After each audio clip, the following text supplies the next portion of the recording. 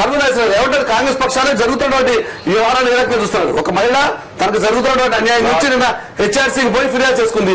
నా జీవితానికి ఇప్పుడు భద్రత లేకుండా పోయింది వైఎస్ఆర్ పార్టీ చేసినటువంటి వ్యవహారం వల్ల అని.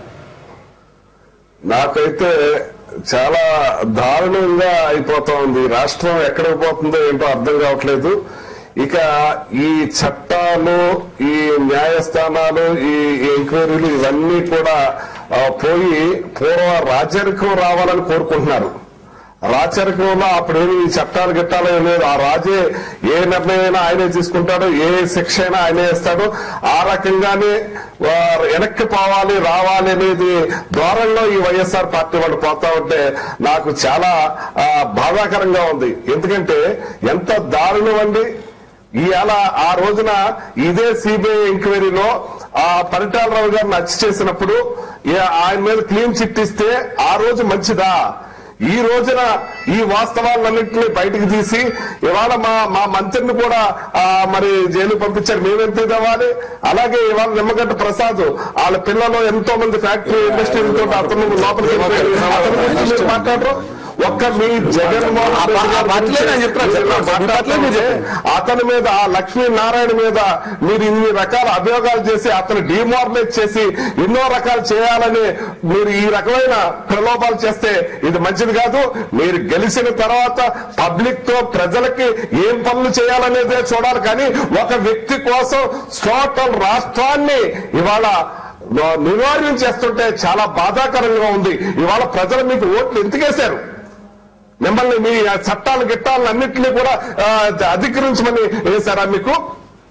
మీరు ఒకసారి గమనించాలి. ప్రజలు మిమ్మల్ని ఏదో ఈ రోజున మాకు ఓట్లేశారు కాబట్టి మా ఇష్టానుసారంగా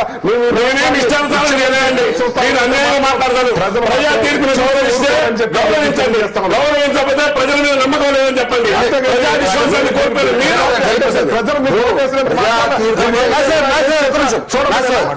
ఇది మాత్రం బాగా కాదు. ఇవాళ ఒక లక్ష్మీనారాయణ మన సిబిఐ ఆఫీసర్ ఆయన చాలా చక్కగా చేసుకుంటా పోతున్నారు. ఎవరితో మాట్లాడుతూ కానీ ప్రైవేట్ లేకుండా విలేకరులు ఉన్నారు, పత్రికలు ఉన్నారు. ఇవాళ మీ పత్రిక చూడండి. ఇవాళ ఒక దేశ నాయకుడు వస్తే ఇంత మొక్కేస్తారా? మీ వార్డు మెంబర్ కి ఇంత ఫోటో వేస్తారా? పత్రిక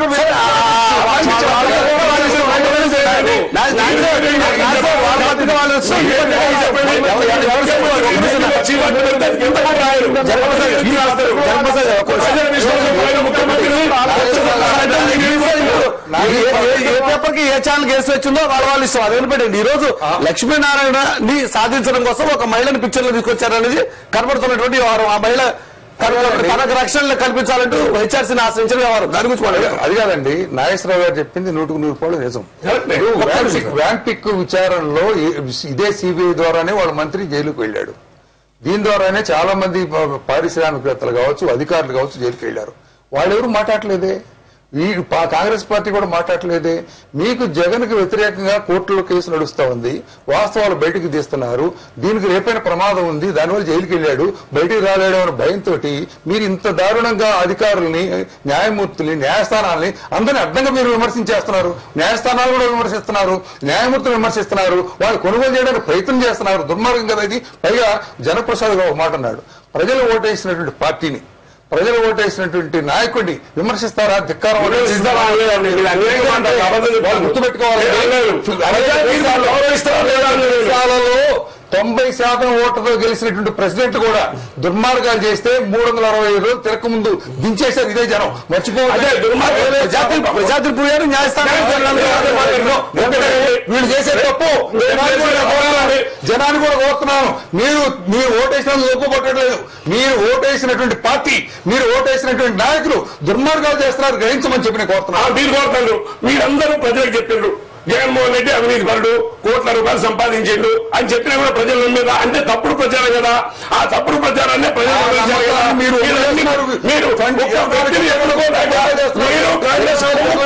ఒక వ్యక్తిని ఎదుర్కోలేక ప్రజలపై లక్ష్మీనారాయణ గారు మొదటి నుంచే ఆయన ఇన్వెస్టిగేషన్ అనుమానం ఉందని మేము మొదటి నుంచి చెప్తాను. ఎట్లా అనుమానం ఉంది? వచ్చిన తప్పు మీరు పడుతున్నారు. జైలు మంత్రి పట్టట్లేదు. జైల్లో పెట్టండి, జగన్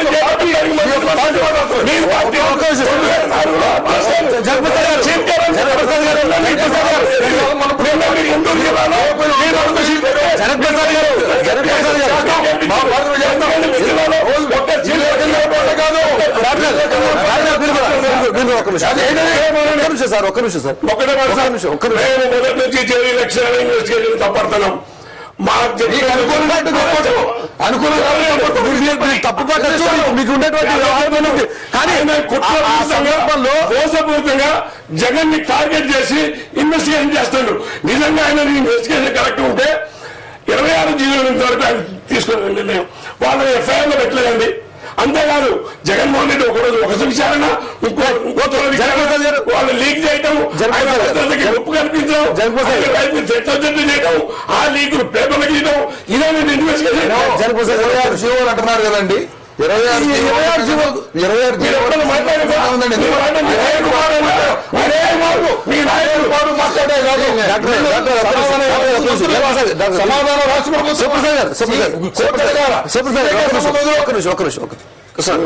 ఇప్పుడు కొంచెం ఇంత తీవ్రంగా ఉధృతంగా ఉంది. కానీ దీనికి కొంచెం లైటర్ వేన్ గా చెప్పాలంటే అసెంబ్లీ రౌడీ సినిమా అని ఒకటి వచ్చింది, మోహన్ బాబు గారు తీశారు. ఈ పిక్చర్ లోనే ఏంటంటే అతని మీద శివాజీ అని క్యారెక్టర్, అతని మీద హత్యా నేరం ఒకటి ఆపాదించబడుతుంది, జైల్లో ఉంటాడు.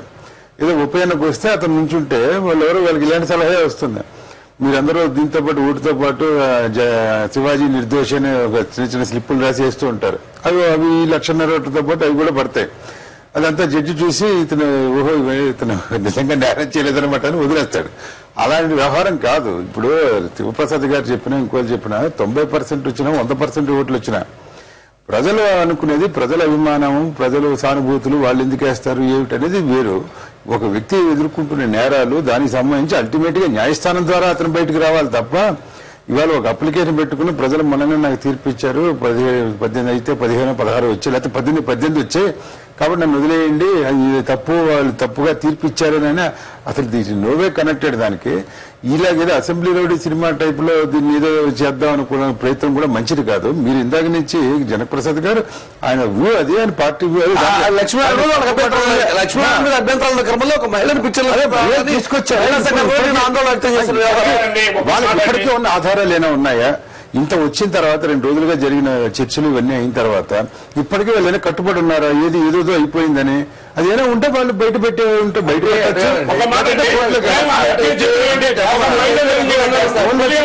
మాట్లాడితే ఇంకో పెట్టేస్తారు. ఒక్కటే మాట్లాడి ఇంత వివాదం జరుగుతుంది ఇక్కడ. డైరెక్ట్ గా లక్ష్మణ్ గారు టార్గెట్ అయ్యిండు. నేను ఫోన్ మాట్లాడలేదు కానీ, నేను లీకులు చేయలేదు కానీ, ఒక పత్రికా ప్రకటన ఎందుకు చేయలేదు కానీ అట్లా చేసే అధికారం ఆయనకు ఉంది కదా, ఉంది కదా.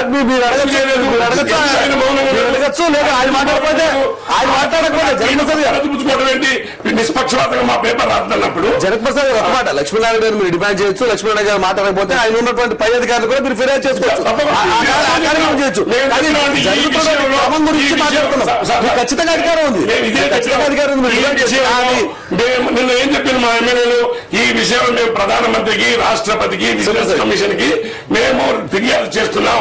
ఇతను ఏదైతే చట్ట వ్యతిరేకంగా కానీ ప్రొసీజర్ ని డీవియేట్ కానీ చేసి ఇన్వెస్టిగేట్ చేస్తాడు, ఎవరెవరికి ఏ లీకులు ఇస్తామని దాని మీద మేము ముగ్గురికి మేము తప్పకుండా రిప్లై చేస్తాం చెప్పారు.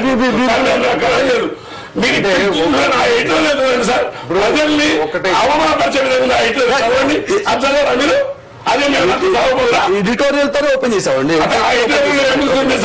ఒక్క నిమిషం, మీకు ఆ పార్టీ మీద ప్రజలు తెలివి తక్కువ వాళ్ళు, ప్రజలు నీచులను రాశారు. ఆయన రాసిన పత్రిక ఈ ప్రజాస్వామ్యంలో మనబడుతుంది.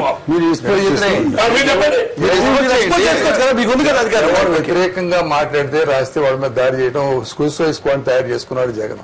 ఆ సూసైడ్ స్క్వాడ్ లోనే జగన్ ప్రసాద్ ఒకరు. నేనేమంటానంటే ఒక అధికారి చూడండి, బాధ్యత కలిగినటువంటి అధికారులు కొంతమంది విమర్శలు చేస్తే దానికి మీడియాలోకి వచ్చేసి సమాధానం చెప్పరండి.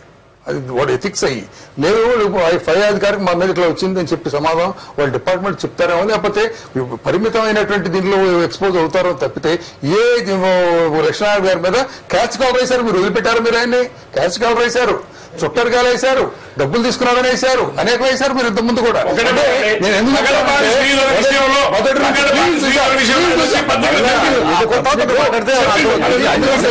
ఇవాళ వచ్చినటువంటిది కాదు లక్ష్మీనారాయణ గారు, మీ అక్కస్ అనేది ఇవాళ వచ్చింది కాదు.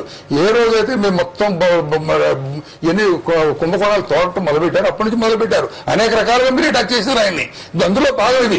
దుర్మార్గం ఏంటంటే క్లాస్మేట్లు ఉండకూడదు, తెలిసిన వాళ్ళు ఉండకూడదు, వైఎస్ఆర్ పార్టీకి లక్ష్మీనారాయణ ఒక మాట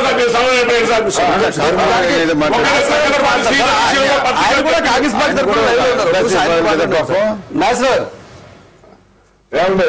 లక్ష్మీనారాయణ మీద వైఎస్ఆర్ పార్టీ కొన్ని అనుమానాలు ఉన్నాయి. ఆ క్రమంలో జరుగుతున్నటువంటి ఆరోపణలు, ప్రచారాలు ఏం చెప్తారు ఈ విషయంలో? ఇప్పుడు లక్ష్మీనారాయణ గారు ఒక ఆఫీసర్ గా ఆయన ఎంక్వైరీ చేస్తా ఉన్నారు. ఆయన మీద మీకు అనుమానాలు ఉంటే మీరు ఆ పై అధికారులకి మాకు ఈ అనుమానాలు ఉన్నాయి, ఈ రకంగా జరుగుతుంది, ఈ రకంగా ఉందని చెప్పి మీరు ఆ కంప్లైంట్ చేసుకోవచ్చు. అంతేకాని మీరు ఒక ఆఫీసర్ను పట్టుకుని ఒక నమ్మకంగా చేస్తుంది మీకు వ్యతిరేకంగా ఉన్నారనే అనుమానంతో మీరు ఇష్టం వచ్చినట్టు అతన్ని రకరకాలుగా అతని పర్సనల్ మ్యాటర్స్ కూడా మీరు దీంట్లో తీసుకొచ్చి అతన్ని రాజకీయ నాయకుడిలాగా అతను ప్రెస్ స్టేట్మెంట్ వాళ్ళు దాని మీద ఎందుకు స్పందిస్తారంటే ఆయన కూడా రాజకీయ నాయకులు చేసేస్తారా? మీరు మొత్తం టోటల్ గా రాజకీయ నాయకులు చేసేస్తారన్నమాట. ఇవాళ ఇంకోటి జనక్ ప్రసాద్ గారు అంటున్నారు, ఇవాళ పప్పు యాదవ్ అనే మన బీహార్ లో ఆయన ఒక రేప్ కేసులో అరెస్ట్ అయ్యి ప్రూవ్ అయింది కూడా, కేసు ఫ్రీ జైలు అయింది. ఆయన ఆ జైల్లో ఉండగానే ఎంపీగా పోటీ చేశాడు, మొత్తం మెజార్టీతో గెలిచాడు. అంత మాత్రం ఆయన వదిలేయాలా? ఇంకా అవసరం ప్రజా విశ్వాసం ఉంటే వదిలేయాలని అడగట్లేదు. మీరు పొరపాటు పడతారు, మీరు పెట్టిన అభియోగాలు తప్పు, మీరు తీసుకున్న నిర్ణయాలు తప్పని ప్రజలు చెప్తారు.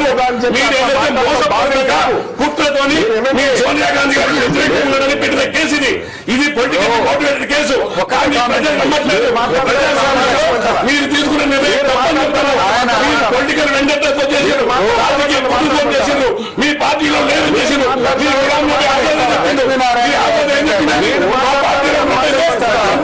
కేంద్ర మంత్రి ముఖ్యమంత్రి మాట్లాడితే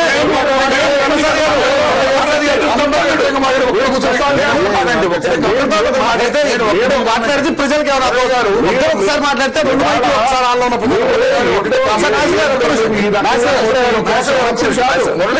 గమనిస్తా ఉన్నారు మిమ్మల్ని.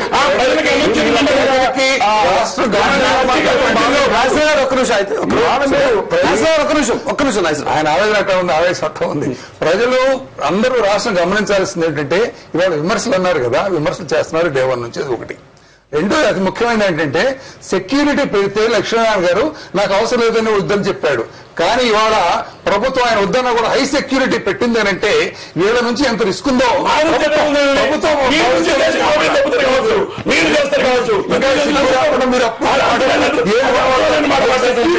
ఎవరు చూసి పెట్టింది ప్రభుత్వం, ఎవరు చూసి కేంద్ర ప్రభుత్వం పెట్టింది, ఎలాంటి వాళ్ళు ఎలాంటి వాళ్ళు ఒకసారి ఆలోచించండి. ఇది లక్ష్మీనారాయణ ఎందుకు అభిశంసించింది రూల్ ప్రకారం తప్ప అభిశంసించింది ఒక్క